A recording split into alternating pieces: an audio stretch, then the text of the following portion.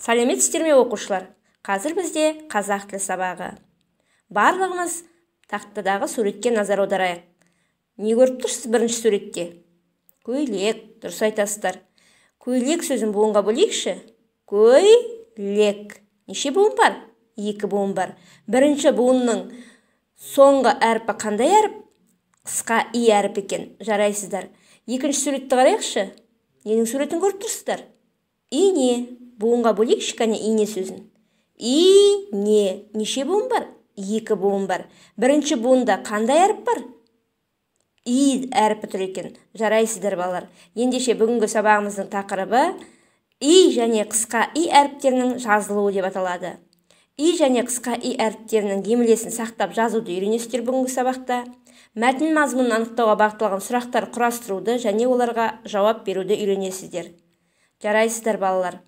Енді балалар, мына түсіндірмеге назар аударайық. И бұл дауысты дыбыс. Бұл и дыбысы жуан айтылады, және и дыбысы жіңішке айтылады. Енді назар аударайық. И дыбысы жуан айтылатын сөздер. Мысалы, қи, қиын, жиын, тиын деген сөздерде и дыбысы жуан айтылады. И дыбысы жіңішке айтылатын сөздер. Мысал үшін, ки, киім, тиын, жиі деген сөздерде и дыбысы жіңішке айтылады. Ендеше балалар, мына суретке назар аударайық. Ненің суретін көріп тұрсыздар? Кимешек. Дұрыс айтасыздар. Кимешек бұл біздің халқымыздың ұлттық киімінің, бас киімінің бір түрі. Көбіне әжелер киеді, иә, кимешекті. Кимешек сөзін буынға бөліңіздерші. Кимешек. 3 буын бар. Мұндағы и дыбысы жуан ба, жіңішке ме? Жіңішке, себебі ондағы дауысты дыбыстар жіңішке келіп тұр. Сондықтан и дыбысы жіңішке болады. Мұна баланың аты Иса екен. Иса сөзін буынға бөліңіздерші. Иса. И дыбысы бірінші буында кездесіп тұр, және бұл жерде и дыбысы жуан естіліп тұр. Себебі ондағы дауысты а дыбысы да жуан айтылады. Енді қысқа и. Қысқа и дауыссыз дыбыс. Дауыстыдан кейін жазылады. Естеріңізге сақтап алыңыздар балалар. Мысалы, ай, мойын дауыстыдан кейін жазылады. Немесе дауыс 2 дауысының ортасында келіп тұр, е? Ендеше балалар, сонымен и дыбысы дауысты дыбыс, ал қысқа и дыбысы дауыссыз дыбыс. Олай болса барлығымыз оқулығымызды ашып, 19-ші беттегі 33-ші жаттығуға назар аударайық. Мәтіннің атына қарап, онда не туралы болатынын болжап көр. Балалар, мәтіннің тақырыбын қараңыздаршы. Қап, көйлегім ай. Мәтінде не туралы болуы мүмкін? Көйлек туралы болуы мүмкін. Жақсы, жарайсыздар. Ендеше мәтінді бәріміз бірге оқиық. Жазда Дәукен атамның ауылына бардым.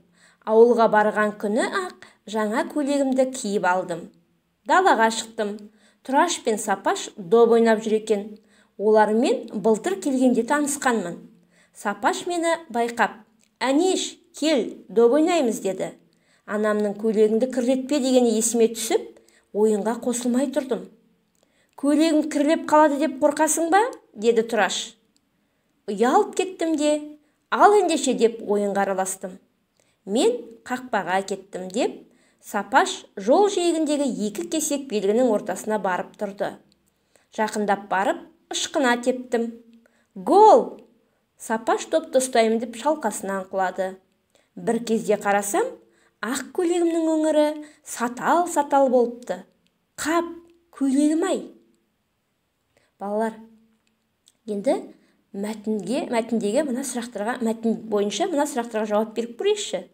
Әнеш жазда қайда барды? Ол үстіне қандай көйлек киді? Балалар қандай ойын ойнады? Әнештің көйлегі неліктен бүлінді?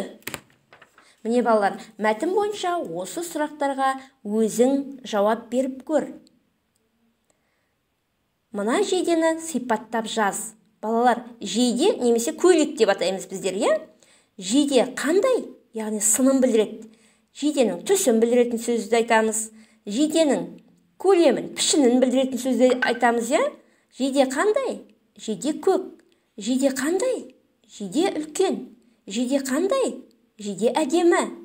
Міне осындай сөздермен, сын есімдермен сипаттаймыз жидені. Өздеріңіз орындап көріңіздер. Енді балалар, мәтіннен и және қысқа и дыбыстары бар сөздерді тауып, олардың қалай айтылатынын байқа дейді.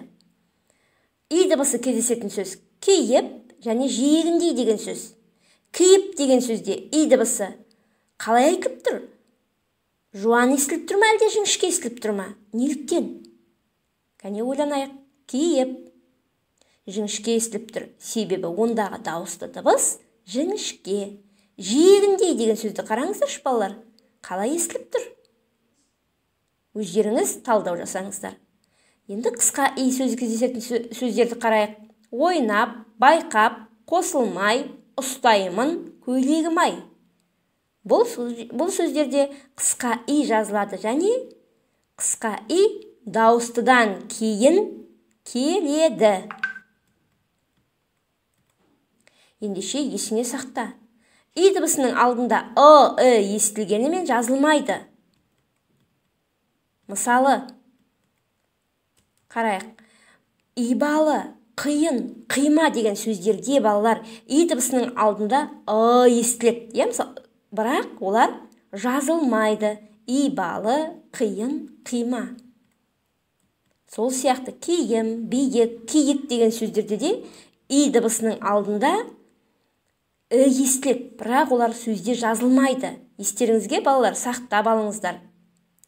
Яғни қиын дегенде айтылуы, қиын идің алдында естіледі. Жиналыс дегенде де идің алдында естіледі. Оқиды дегенде де идің алдында естіледі. Ал жазылғанда ол әріптері жазылмайды. Қиын, жиналыс, оқиды. Сол сияқты ниет дегенде идің алдында естіледі. Кемейді дегенде де солай ірейді, жібейді деген сөздердегі и дыбысының алдынан естілгенімен жазылмайды. Жазылуын өздеріңіз естеріңізге сақтаңыздар. Ендеше балалар 36-шы жаттығуға назар аударайық. Сөздердің қатесін тауып, түзетіп жаз. Дәптерімізді ашып, бүгінгі күнді жазып, одан кейін 36-шы жаттығуды дәптерге орындаймыз. Яғни қатесін тауып, дұрыс сөзін, дұрыс жазылуын жазасыздар. Мысалы, тақия. Қысқа и дыбысының алдында естіледі, бірақ жазылмайды. Тақия. Киім дегенде де и естіледі, бірақ жазылмайды. Және бұл жерде, балалар, тақия деген сөзде кітапта берілгенде қате бар. Соны түзетіп, өздеріңіз жазасыздар. Сонымен балалар, бүгінгі сабақта біз и және қысқа и әріптерінің айтылуы мен жазылуын үйрендік. Мәтін мазмұнын анықтауға бағытталған сұрақтар құрастырдық және жауап бердік. Сөздердегі и және қысқа и дыбыстарының дауысты, дауыссыз екенін анықтадық. И дыбысының алдында естілгенімен олар жазылмайтынын білдік. Сонымен бүгінгі сабағымызда белсенділік таныта отырып, әр тапсырманы қызығушылықпен тыңдап, жаңа білім алдық. Ендеше балалар, қазақ тілі сабағымыз аяқталды.